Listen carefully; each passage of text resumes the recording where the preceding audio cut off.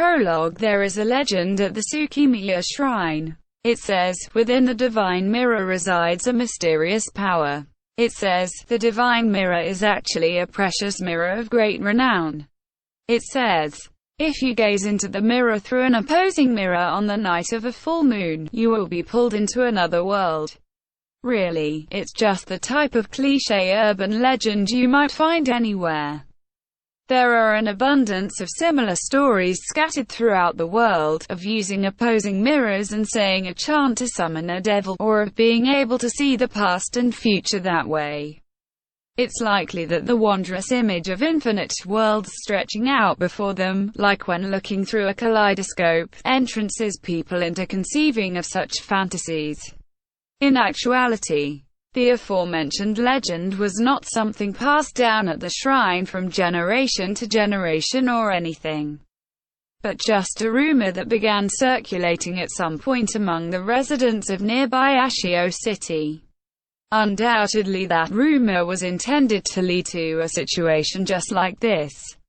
Why Yukun, Yukun, Yukun. Let's turn back. The teary-eyed girl walking next to Yuuto said in a quavering voice, pulling hard on his sleeve. Yuuto Suoh's heart thumped conspicuously louder. With her looking up at him with tears in her eyes like that, as a guy, he couldn't help but feel the impulsive desire to protect her. Her name was Mitsuki Shimoya. She was Yuuto's childhood friend. 1 year younger than him and in her first year of middle school. Her large round eyes left quite the impression, adding to the honest, rustic charm of a girl raised in the country. Hey, we've come this far. It's too late for you to say something like that now. Yuuto sighed and shrugged his shoulders.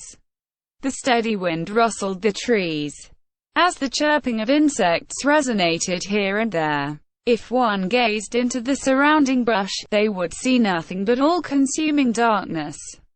Nestled in that dark mountain forest, the little old dilapidated shrine was faintly lit by the light of the full moon and stars.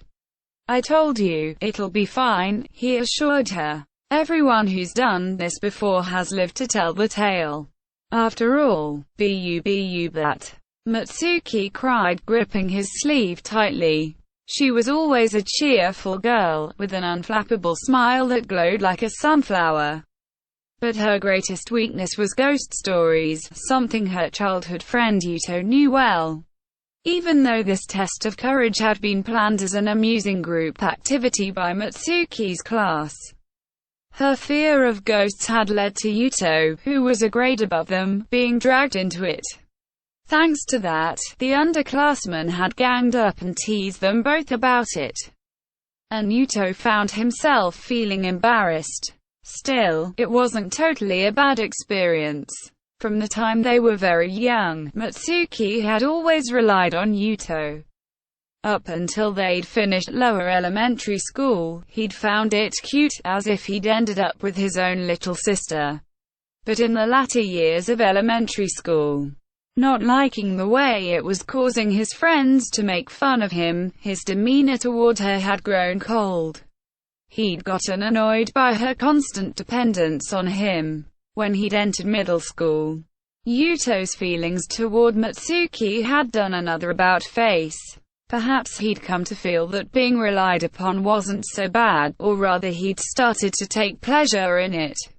Now, in his second year of middle school, he actually wanted to be relied upon. His emotions were so fickle. He was finally beginning to understand why. If you're that scared, then stay back. I wanna hurry up and get this over with, Yuuto said as he waved his arm, pulling his sleeve away from Mitsuki's grasp. It wasn't like he didn't feel a pang of guilt for acting this way with her.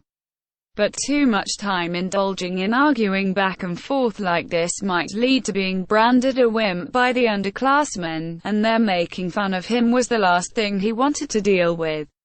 And most of all, he just wanted to look cool in front of her.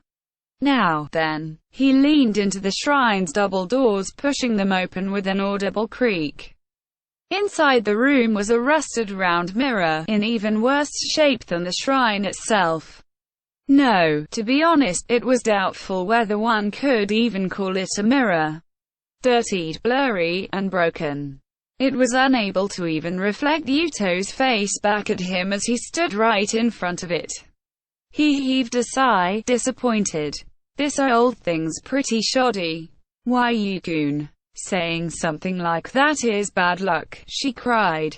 You worry too much, Mitsuki, Yuuto said. But just taking a picture of it is no fun. Taking out his cherished smartphone, the LG N09 aka Legion, he paused for thought. As proof that one actually took the proposed route without chickening out. The rules of this test of courage stated that one was supposed to take a photo of the mirror in the shrine, then head back. But being a year older, Yuuto found himself wanting to take it a step further than the underclassmen would. Hey, what you doing? Mitsuki nearly shrieked as her features stiffened. I just thought I'd take a selfie with this divine object. Oh, speaking of which, do you think using a front-facing camera counts as an opposing mirror?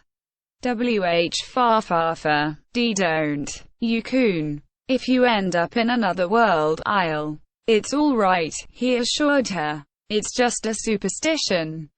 Inside Yuuto's mind, something akin to an incantation resonated. It wasn't Japanese. Nor was it English. It was some language unfamiliar to him. But still, somehow, he got the feeling that it was calling him. Once again, what sounded like a voice resonated through his mind. Clearer than before, easier to discern. It was a young woman's voice. Just as Yuuto turned in the direction of the voice, an intense dizziness overcame him. His consciousness and vision were hazy, but he could see two mirrors. Emitting a strange light, they seemed to be moved before his eyes, overlapping and separating, over and over. It was rather like a kaleidoscope. Even more bizarre, in the background of one of the two mirrors appeared the faint form of a girl. The girl danced about with a wild intensity, as if possessed. Her pure white garments, reminiscent of the ones worn by priestesses in service to a deity, fluttered daintily around her as she moved. What is this? Shocked, Yuuto rubbed his eyes.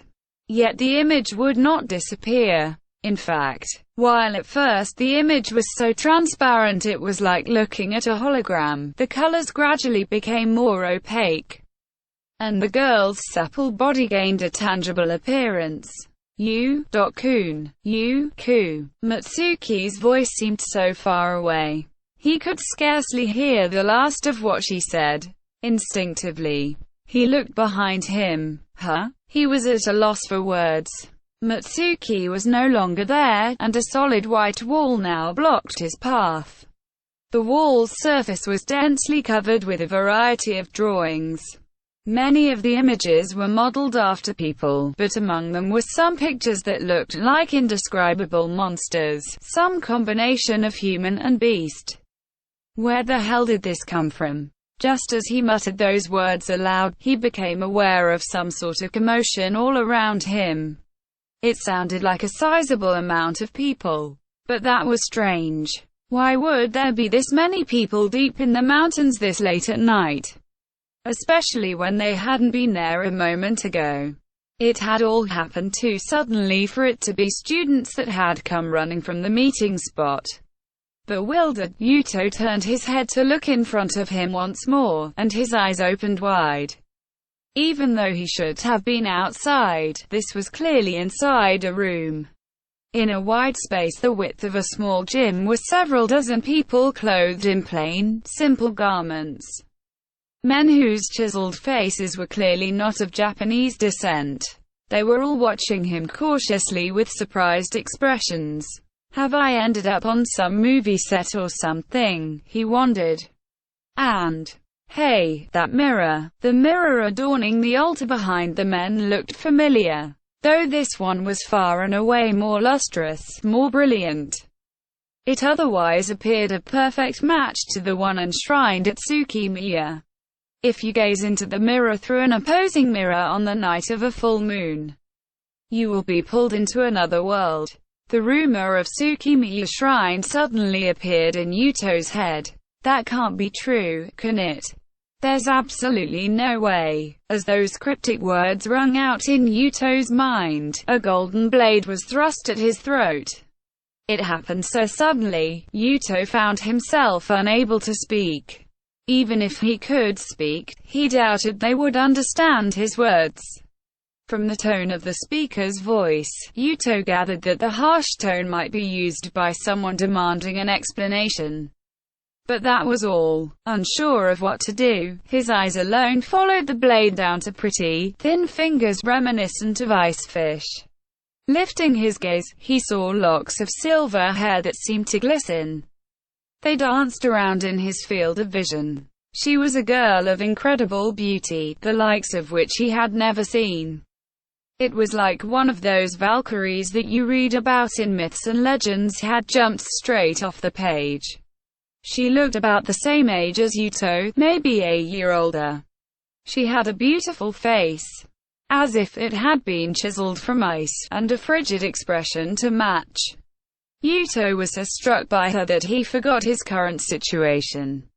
At that time, he had absolutely no idea of the harsh misfortune that awaited him.